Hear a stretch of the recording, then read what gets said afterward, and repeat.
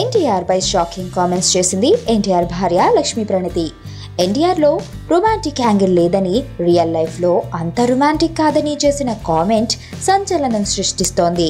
ఎన్టీఆర్ తాజాగా నటించిన super hit చిత్రం నాన్నకు ప్రేమతో. ఈ చిత్ర ప్రమోషన్ లో సైతం నేను పెద్ద రొమాంటిక్ ఫెల్లోని కాదని స్టేట్మెంట్ కూడా ఇచ్చిన విషయం తెలిసిందే. ఎన్టీఆర్ కు తొలి 50 కోట్ల చిత్రంగా నాన్నకు ప్రేమతో చిత్రం నిలిచింది.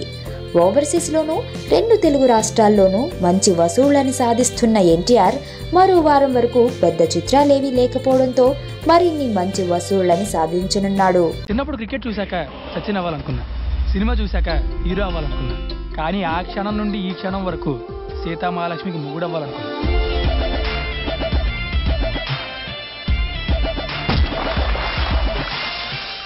ఇంట్రడక్షన్ సీన్ లేదు కానీ పద.